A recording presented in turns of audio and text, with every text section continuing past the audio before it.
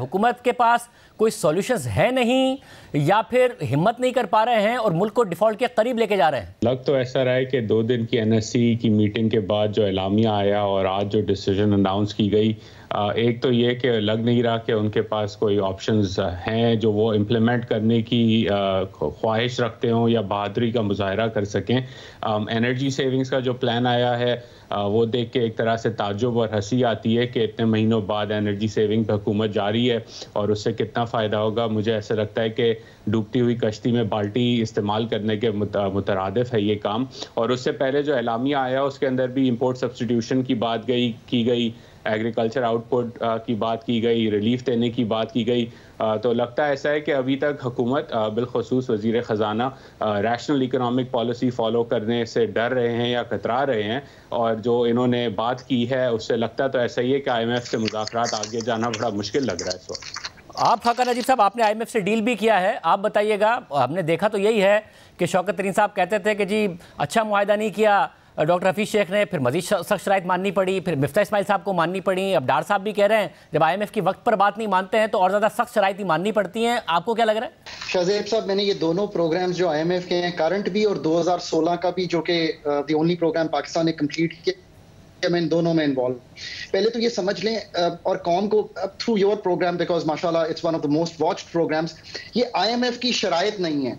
पाकिस्तान में गैस की कीमतों का तायुन IMF नहीं करता। पाकिस्तान में ओगरा ने एक तायुन किया है और आपको ये कहा है कि 1100 पर MMBTU आपकी कॉस्ट है, आप 650 ऑन दी एवरेज बेच रहे हैं। IMF से जब मैं बात करूंगा या करता था पाकिस्तान के बिहाफ पे, तो वो मुझे कहते थे डॉक्टर साहब बताइए इसका क्या करना है। तो मैं उनको यही कहता था कि 650 से 1100 का जंप तो मैं नहीं कर सकता, but I fairly agree with you कि ये फ्लो का लॉस रोकना है और 1547 अरब रुपए का जो सर्कुलेट अब गैस में खड़ा हो गया है, इसको बढ़ने से हमें बचाना है।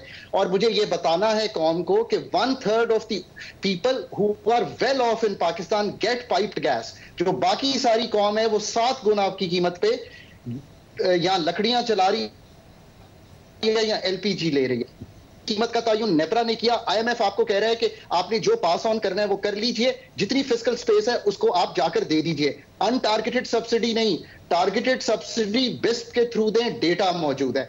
IMF ये कह रहा है कि अगर आप अपनी एक्सपोर्ट्स को बढ़ाना चाहते हैं, आप अपनी इंपोर्ट्स को कर्ब करना चाहते हैं, तो एडमिनिस्ट्रेटिव मेजर्स आपने लिए हुए हैं, हम सपोर्ट कर देते हैं। चैप्टर्स 83, 84, 85 में आप कर लीजिए, बट ये भी तायुन कीजिए कि जो realistic market based exchange rate है, जो आपने एक फंडामेंटल रिफॉर्म किया है, उस पर चलिए। इसका मतलब ये नहीं है कि मैं आज वीकन कर दूंगा अपनी करेंसी तो कल को फंडामेंटल्स और सेंटिमेंट जब मुल्क का चेंज होगा तो ये स्ट्रेंथन नहीं होगी। सो मैं IMF के साथ ये बैठ के एक हद तक डील कर लूंगा कि ये मेरे रेमिटेंसेस गिर रहे हैं और मुझे इसको तकवीयत देनी है।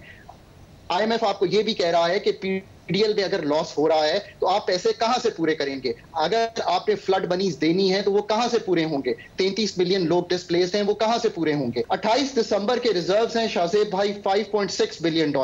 लेट्स से 1.2 आ गया होता IMF का। लेट्स से कि आपने फाइनेंसिंग इसके साथ साथ KSA ने भी आपको सपोर्ट कर दिया होता, तो जो हम मेरे रिजर्व्स हैं कंट्री के वो 9-10 अरब डॉलर पे होते। मेरा ख्याल है कि रूपी रिवर्स कर गया होता यहाँ पे।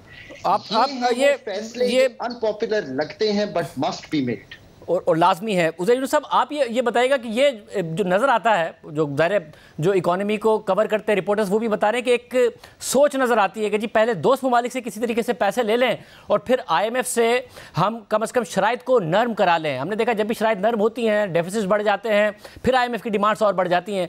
ये आपको लग रहा है कि एक सही फ़िलॉसफी है या सही हिकमत अमली है जिसकी तरफ हुकूमत जारी और फैसले करने में ताख़ीर कर रही है?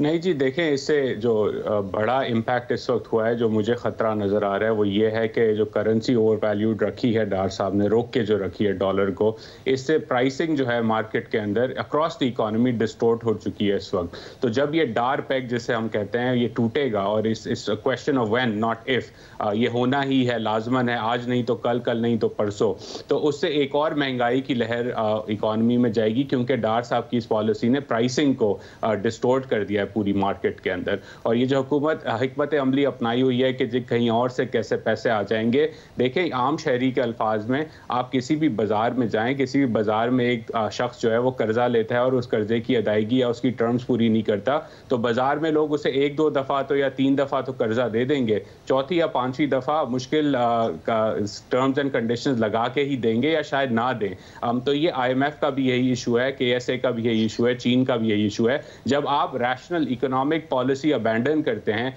और एक ऐसी मिडीवल इकोनॉमिक पॉलिसी फॉलो करते हैं कि जी एडमिनिस्ट्रेटिव एक्शन से फलाना हो जाएगा या हम हवाले पे कदगन लगाएंगे तो ये हो जाएगा, ऐसे ममालिक नहीं चलते।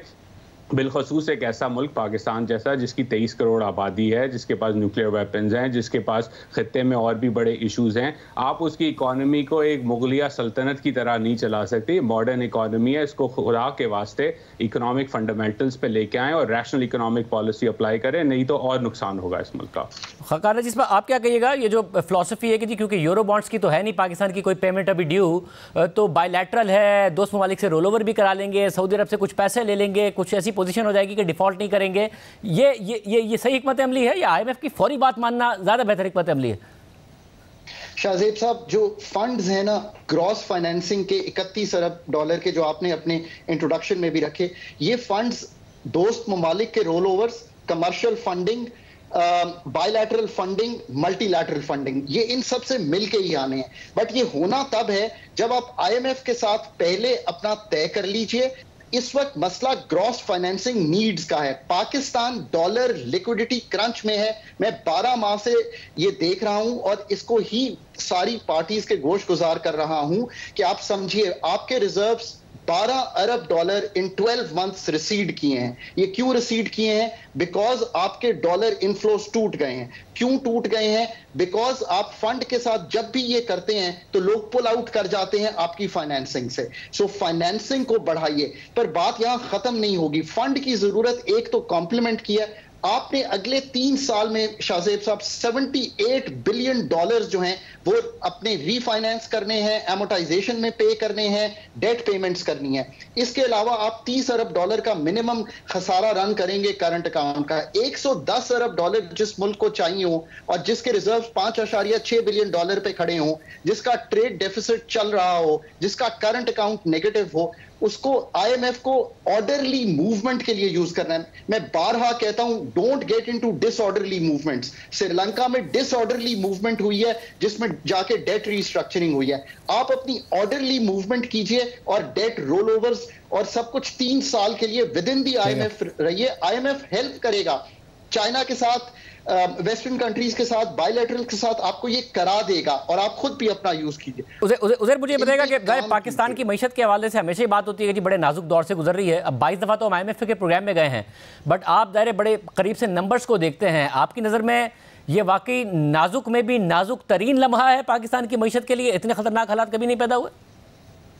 जी बिल्कुल नाजुक तरीन मरहला है। और इसकी जो बड़ी वजह जो मेरे लिए कंसर्निंग है वो ये है कि across the 2 big political party, चाहे वो नून लीग हो चाहे वो तहरीक इंसाफ हो, उन्होंने रैशनल बेसिक इकोनॉमिक पॉलिसी जिसे मैक्रो प्रूडेंट पॉलिसी कहा जाता है उसे अबैंडन कर दिया है। मैं नजीब साहब की बात से अग्री करता हूँ कि इन्होंने जो है डिसऑर्डरली मूवमेंट की तरफ गए हैं। अगर हम एक orderly macro prudent framework apply करें और उसको कंसिस्टेंटली चलाते रहें तो इतने बुरे हाल इस मुल्क के नहीं होने। आज ही मैं देख रहा था कि तरीन साहब की प्रपोजल है कि जी हम अगर हुकूमत में आए तो ओवरसीज पाकिस्तानी ज़मीन खरीदेंगे तो पाकिस्तान की मईशत ठीक हो जाएगी। ये इसी तरह की लॉजिक है। एक तरफ हम रैशनलाइजेशन वाली बात कर रहे हैं, डार पैग लगा के बैठे हैं, दूसरी बड़ी पार्टी जो है वो कहती है ओवरसीज पाकिस्तानी ज़मीन खरीदेंगे तो मुल्क ठीक हो जाएगा। खुदा के वास्ते रैशनल इकोनॉमिक पॉलिसीज़ अपनाएं जो दुनिया भर के तमाम ममालिक चलाते हैं। उसे आप चलाएंगे 6-8 महीने मुश्किल होगी और पाकिस्तानी अवाम को बताएं कि ये मुश्किल हालात हैं और इस पे सबके ऊपर पेन डलेगा। डिसऑर्डरली मूवमेंट का पेन गरीब आदमी पे सबसे ज़्यादा पड़ता है महंगाई की सूरत में। तो इस पॉलिसी को अबैंडन करके अगर आप मैक्रो प्रूडेंट फ्रेमवर्क लगाते हैं for a long term, the economy will thrive. Pakistan की इकॉनमी में इतनी लचक है कि वो ग्रो कर सके, लेकिन क्योंकि हर 6-8 माह बाद कोई ना कोई वजीर अपनी तरह के कोई अजीब व गरीब पॉलिसी लगाने लग जाता है, तो फिर यही हाल होता है जो आज हम पाकिस्तान की मईशत का देख रहे हैं। तो मैं इसको जस्टिफाई करता हूं कि क्यों हम समझते हैं कि ये बहुत एक मुश्किल लम्हा है। यूक्रेन वॉर, कोविड की after effects, commodity price shock, world की इन्फ्लेशन, ग्लोबल स्लोडाउन अगले 6 महीने का, पाकिस्तान के फ्लड्स, पाकिस्तान की इकोनॉमिक और पॉलिटिकल इंस्टेबिलिटी और पाकिस्तान की competence and capability level to deal with these policies.